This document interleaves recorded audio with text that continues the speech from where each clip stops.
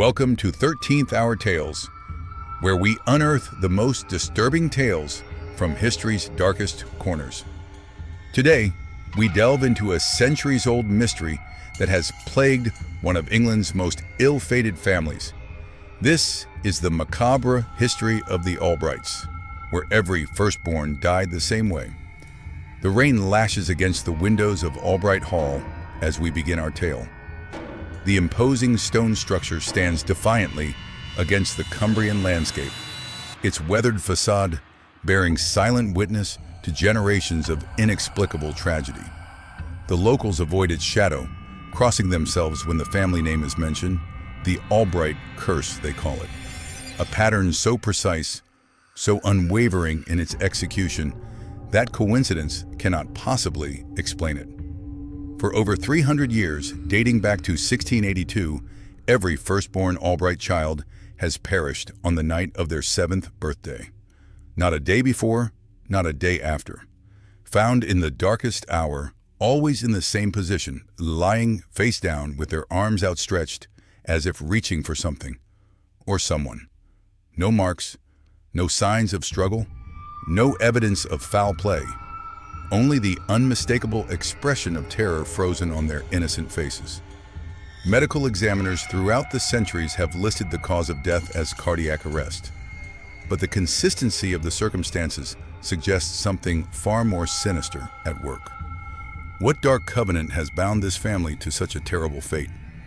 Our investigation begins with Elias Albright, a prosperous merchant who returned from Siam in 1681 with a fortune that allowed him to purchase the manor and surrounding lands. Historical accounts describe Elias as a stern, pragmatic man with a keen interest in the occult, a fascination he developed during his travels through Southeast Asia. Historical records indicate he brought back numerous artifacts and books on esoteric subjects, establishing a private collection that would become legendary among scholars of the arcane. Elias married Anneliese Thorne, the daughter of a neighboring landowner, in the spring of 1681. Their union was blessed with a son, Gideon, born on St. Swithin's Day in 1682. The birth of an heir brought tremendous joy to the Albright household, but that joy would be short-lived. On the night of Gideon's 7th birthday, a violent storm descended upon the estate. Servants reported hearing strange sounds emanating from the child's bedchamber. Not screams or cries for help, but whispers, as if the boy was engaged in conversation with an unseen visitor. When his nurse entered the room at dawn, she found Gideon lying face down on the floor, arms outstretched, his small body already cold. His eyes were open wide, pupils dilated in what the physician described as the most profound terror I have witnessed in my 40 years of practice. Elias Albright was devastated. In his grief, he turned even more deeply to his occult studies, locking himself away in his library for days at a time. Anneliese, unable to bear the weight of her sorrow, took her own life 6 months later, leaving Elias alone in the imposing manor with only his books and artifacts for company. 5 years after Gideon's death, Elias remarried a woman named Eleanora Finch, 20 years his junior. Their first child, another son named Silas, was born in 1689. As Silas's 7th birthday approached, Elias became increasingly agitated. He hired guards to stand watch outside the boys' room, consulted with clergymen, and even attempted to perform what witnesses described as rituals of protection around the estate. None of it mattered. Silas Albright died in the exact same manner as his half-brother, found face down with arms outstretched on the morning after his 7th birthday, his face contorted in an expression of absolute horror. This pattern would repeat itself with merciless consistency through the generations. Elias Albright died in 1701, leaving his estate to his third son, Bartholomew, who had somehow survived past his 7th year, perhaps because he was not a firstborn. Bartholomew would later lose his firstborn daughter, Beatrice, in 1716. Beatrice's body was discovered in the identical position, bearing the same expression of terror that was becoming the hallmark of the Albright Curse. What could possibly explain this chilling pattern? Local folklore offers various theories. A witch's curse placed upon Elias for stealing treasures from a sacred temple during his time in the East, a demonic pact that demanded the sacrifice of firstborn children, or perhaps something far more ancient that had attached itself to the land long before the Albrights arrived.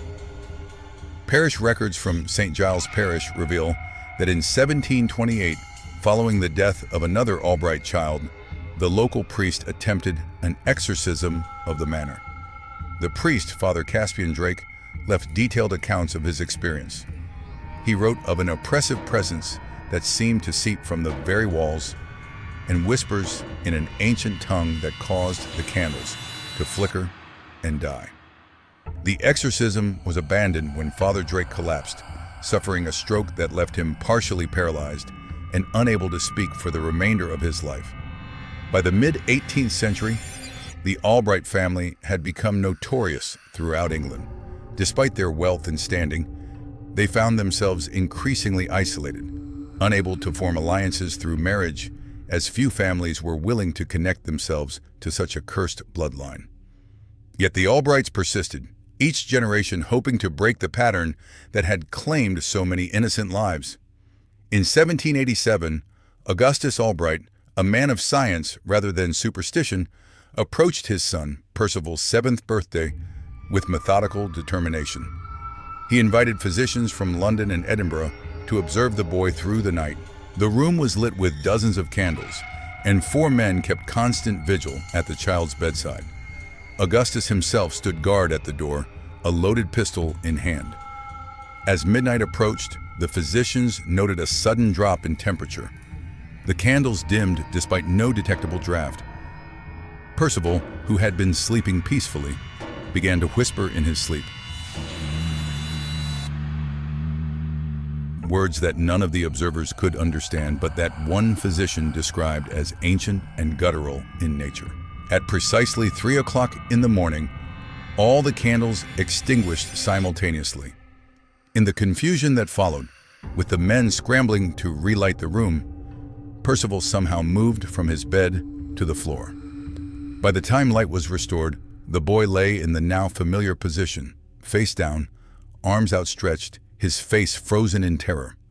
None of the observers could explain how it happened, or what force could have stopped a child's heart without leaving a single mark on his body.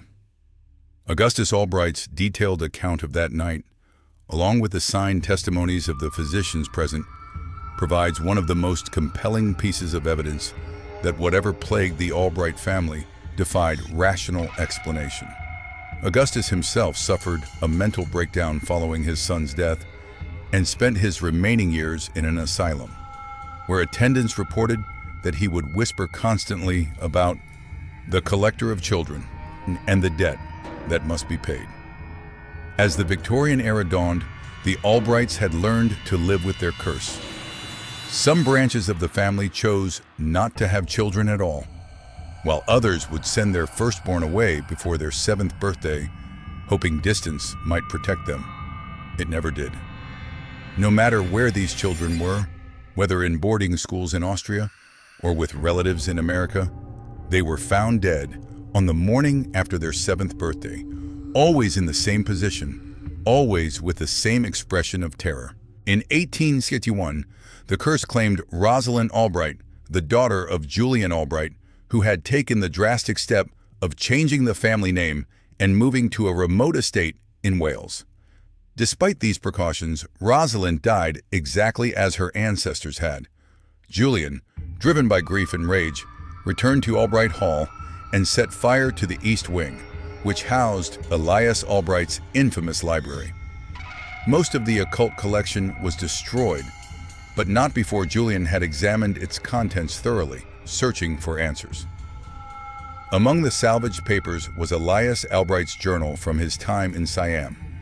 The journal contained references to a temple in the mountains north of Ayutthaya, where Elias had been shown a relic of immeasurable age by a holy man who warned him never to remove it from its sacred resting place.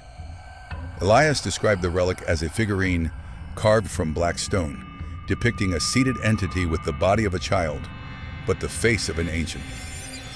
The holy man told Elias that the figurine was a vessel for a being that fed on the essence of innocence, specifically the untapped potential of young lives. According to Elias's account, he dismissed these warnings as native superstition and secretly took the figurine when he left the temple. He wrote of strange dreams during the voyage back to England, dreams in which the figurine spoke to him, promising wealth and prosperity in exchange for the smallest of tributes. Elias initially interpreted these dreams as manifestations of guilt, but as his subsequent writings grew increasingly disturbed, it became clear that he believed he had made a bargain with something inhuman. The final pages of the journal, written shortly after Gideon's death, contained a frantically scrawled confession.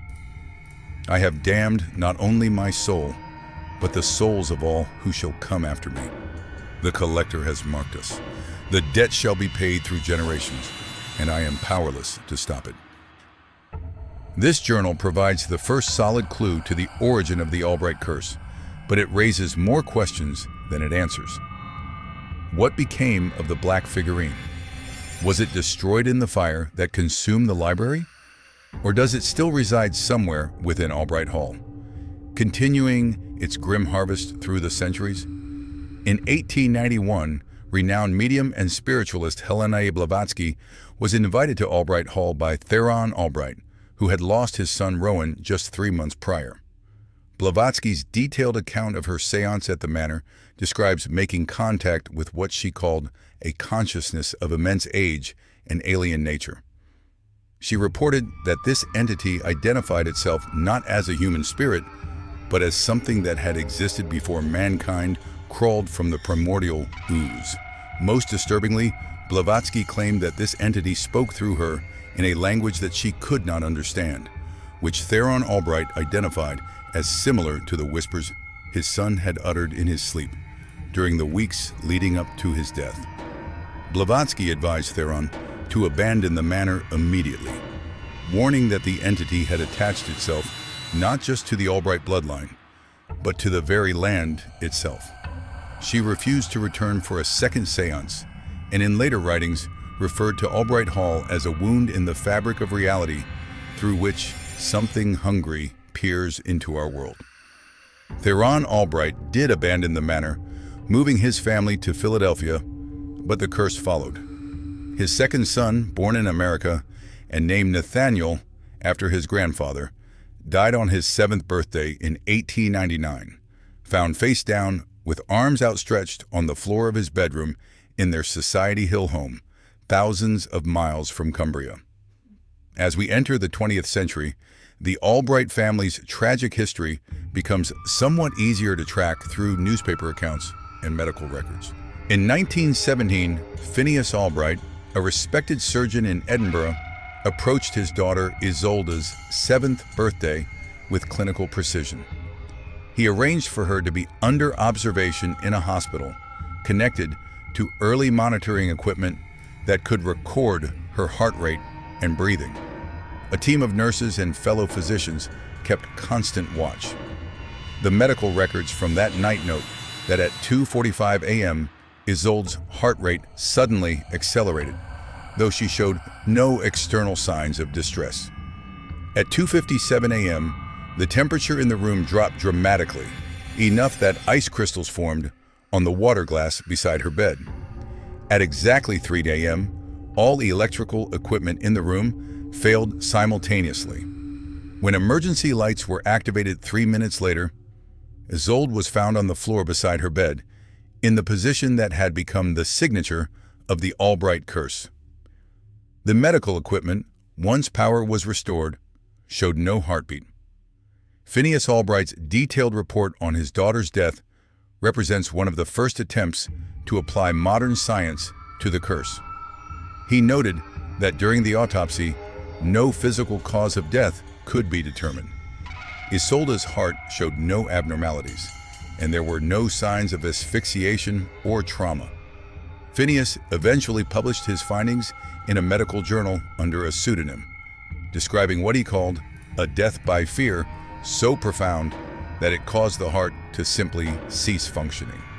The two world wars brought their own tragedies to England, and for a time, the Albright Curse was overshadowed. However, the pattern continued unabated. In 1946, during the height of post-war rebuilding, 7-year-old Dominic Albright died in an underground shelter where his family had taken refuge from a storm. Despite being surrounded by dozens of people in the crowded space, no one saw how the boy moved from his sleeping position between his parents to the cold, concrete floor several feet away. He was discovered at dawn, face down with arms outstretched. In 1971, the curse took an unexpected turn with the case of Quentin Albright, a professor of anthropology at Cambridge University. Unlike his ancestors, Quentin approached his son Leo's 7th birthday as an anthropological challenge rather than a supernatural curse. Having studied death rituals and beliefs across cultures, Quentin was convinced that the consistent pattern of Albright deaths represented a form of what he called familial death imprinting, essentially a psychosomatic phenomenon in which the expectation of death according to a specific pattern could actually manifest that pattern physically. Quentin documented his theory extensively and arranged for Leo to be placed in a medically induced coma on the evening of his 7th birthday. His reasoning was that if the child was unconscious, the psychological elements of the curse would be neutralized. Leo was taken to a London hospital, sedated, and connected to the most advanced monitoring equipment available at the time. A team of doctors, nurses, and 2 fellow anthropologists observed through the night. What happened next defies explanation. Despite being heavily sedated at precisely 3:03 a.m., Leo's eyes opened. The monitoring equipment showed that he remained in a comatose state, yet his eyes were wide and alert. According to witness statements, the boy began to whisper in what one nurse described as a voice that couldn't possibly have come from a child's throat. The temperature in the room plummeted, and several pieces of monitoring equipment shorted out. When the backup systems came online moments later, Leo was no longer in his hospital bed. Despite the room being locked from the inside and continuously observed, the boy was found on the floor, face down, with arms outstretched.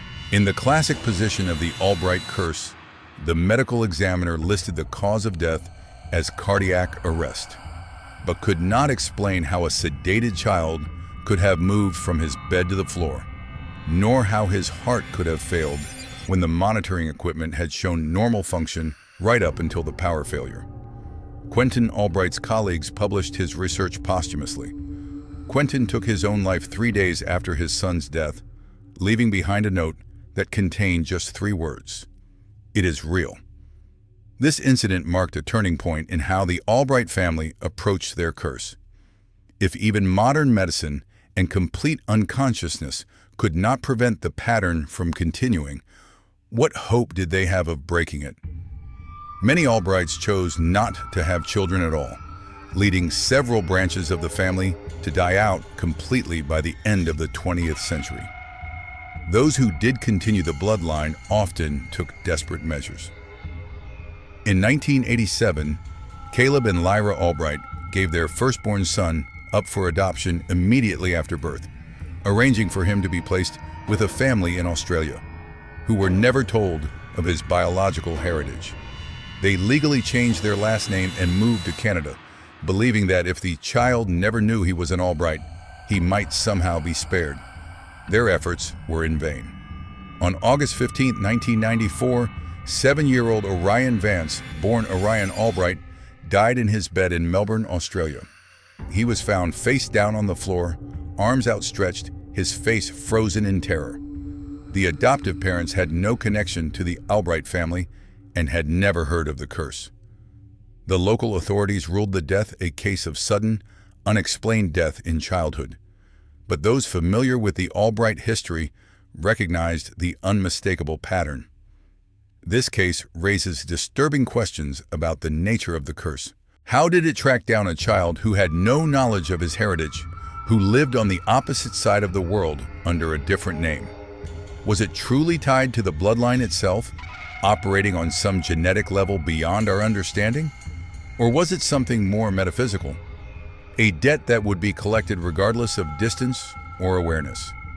In 2002, the remaining Albrights gathered at the Ancestral Hall, which had stood largely abandoned since the 1960s, for what they called a family council.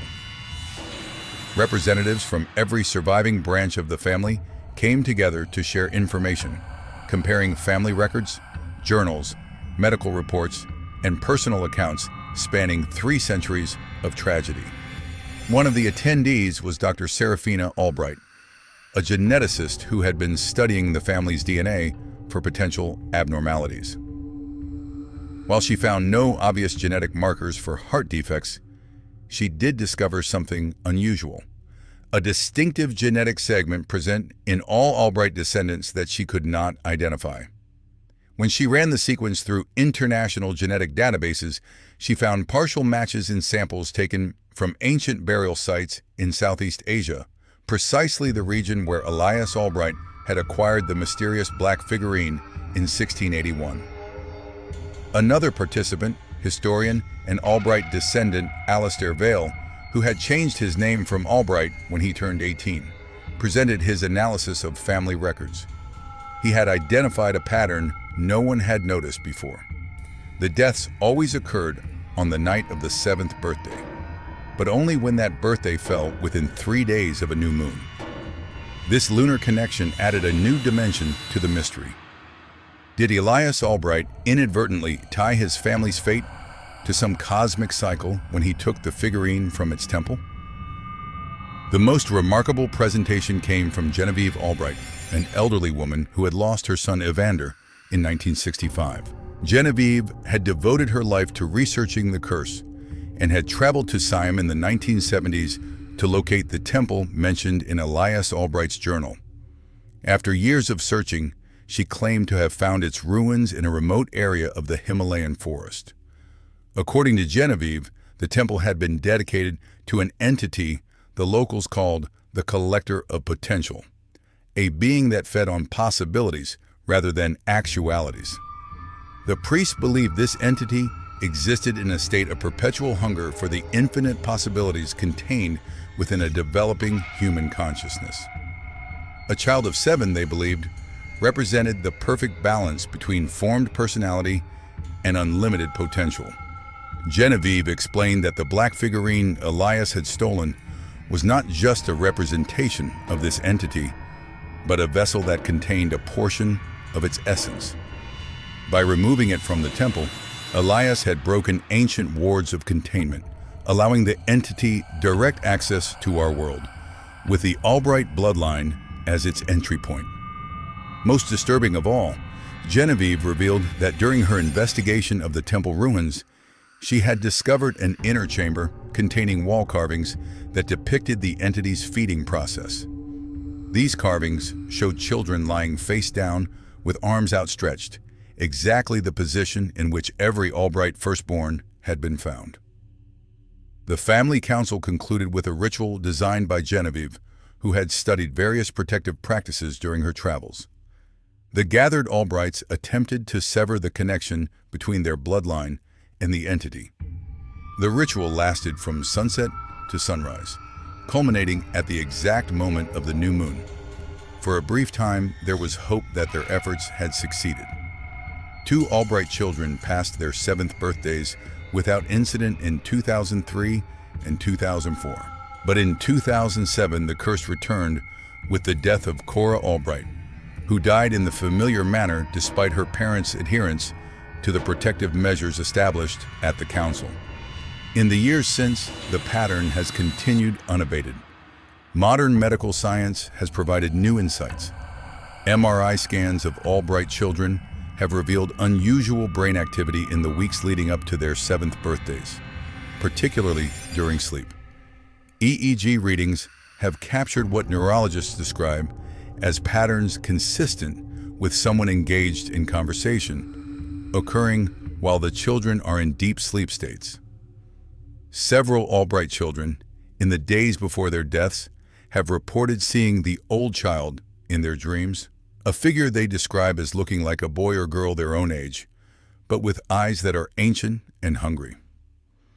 These children often draw pictures of this figure, which show remarkable consistency, despite the children having no contact with one another. Perhaps the most compelling recent evidence comes from Felix Albright, who died in 2021. His parents, both medical professionals, had installed a sophisticated monitoring system in his room, including infrared cameras and temperature sensors. The footage from the night of Felix's 7th birthday shows the room growing increasingly colder, starting at midnight. At approximately 2:45 a.m., a shadow appears in the corner of the room, a shadow that does not correspond to any physical object, and that seems to move independently of the room's light sources. At 2:58 a.m., Felix, who had been sleeping peacefully, suddenly sits upright in bed.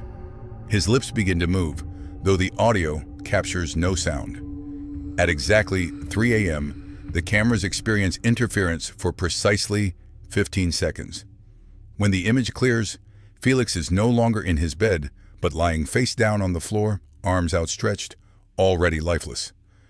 This footage offers no definitive explanation. The shadow phenomenon has been replicated in other cases where monitoring equipment was present, leading some researchers to suggest that what we are seeing is not the entity itself, but rather its effect on our reality.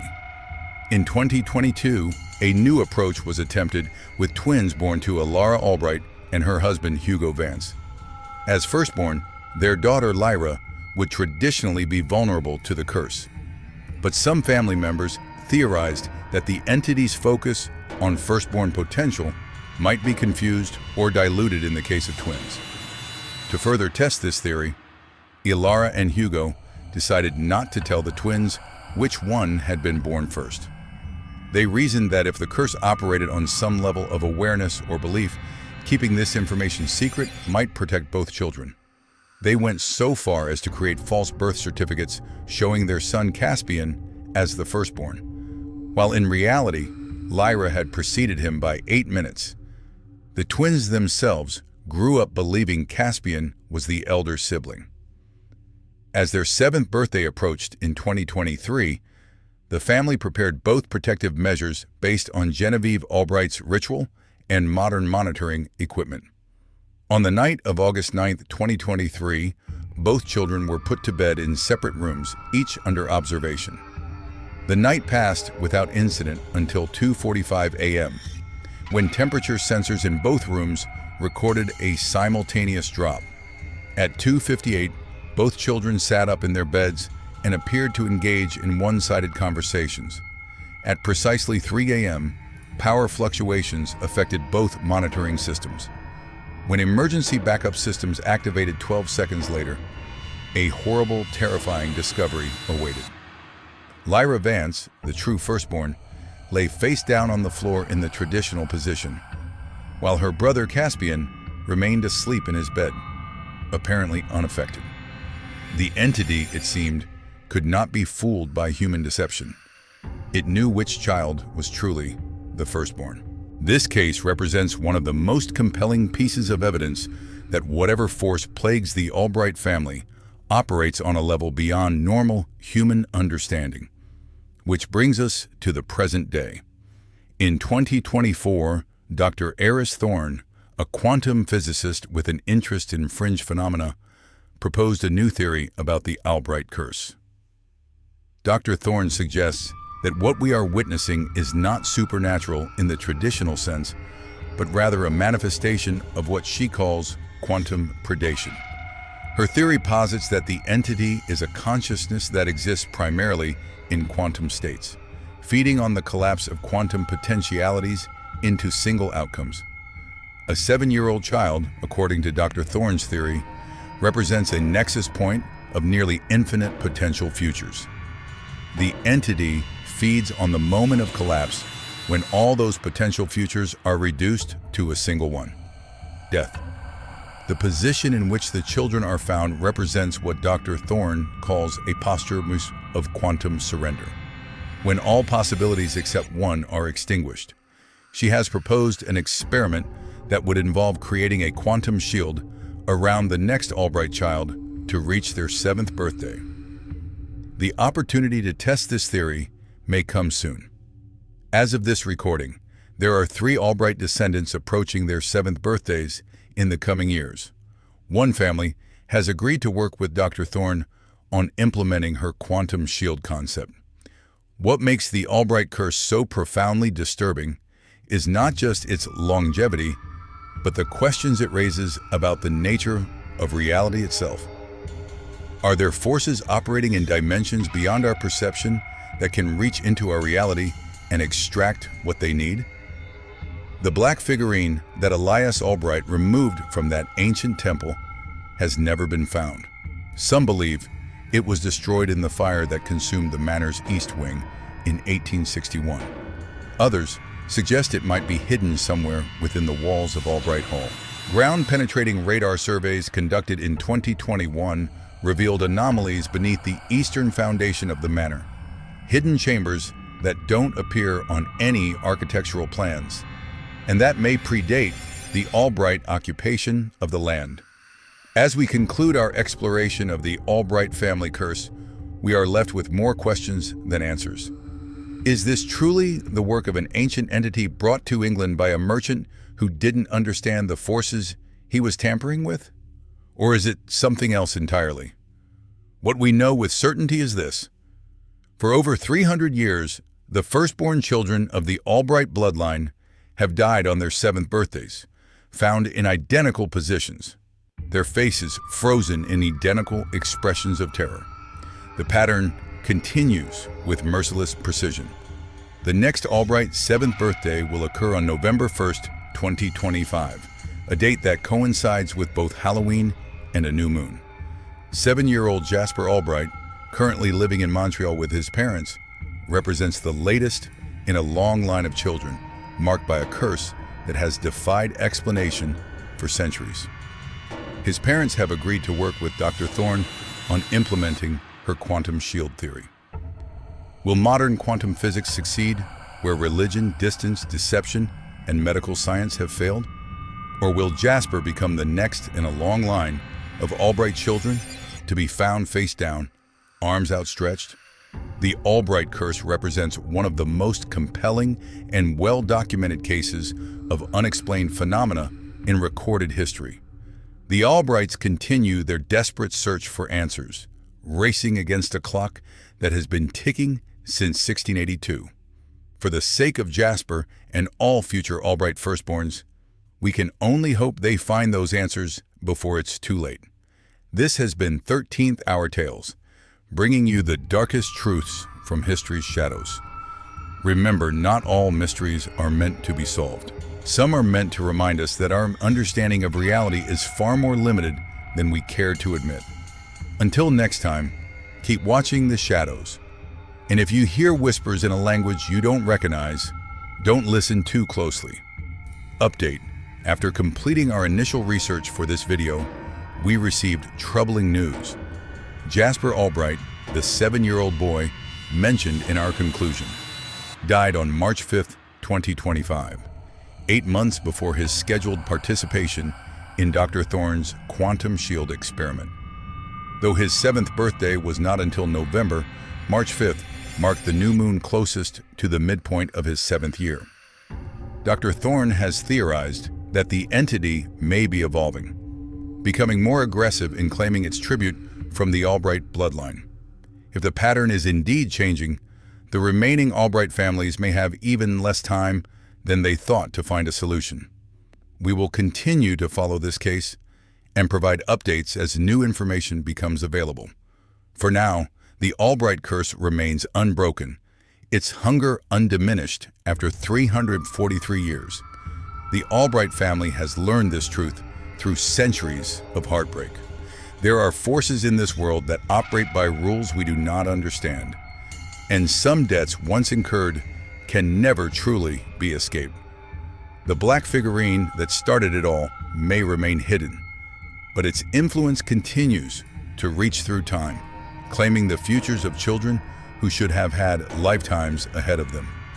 Perhaps the most chilling aspect of the Albright Curse is its implication for our understanding of free will and fate.